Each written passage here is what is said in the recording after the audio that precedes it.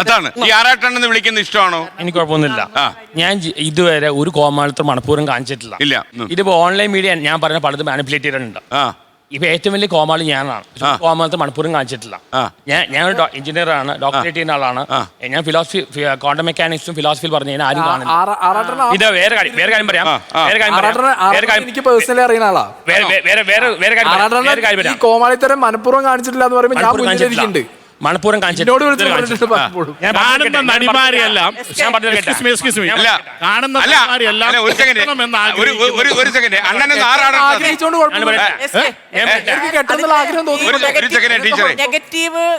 Negative ഇട്ട് അതിൽ നിന്ന് ലാഭം ഉണ്ടാക്കാൻ വേണ്ടി കാണിക്കുന്ന ഒരു സമൂഹമുണ്ട്, ആ ഒരു മനസ്ഥിതി ഉണ്ട്.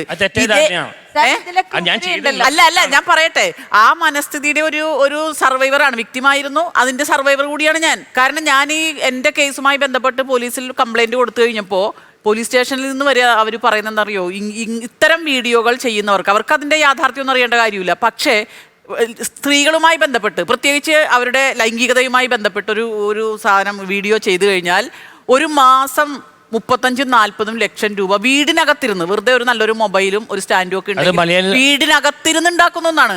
അതുകൊണ്ടാണ് ലോകത്തെവിടെയായാലും ഏത് സമയത്തും 24 വാർത്തകളും ഓഗ്മെന്റഡ് റിയാലിറ്റി പാക്കേജുകളും എക്സ്പ്ലെയിനറുകളും വിശദമായി കാണാൻ ഞങ്ങളുടെ യൂട്യൂബ് ചാനൽ നിങ്ങൾക്ക് സബ്സ്ക്രൈബ് ചെയ്യാം.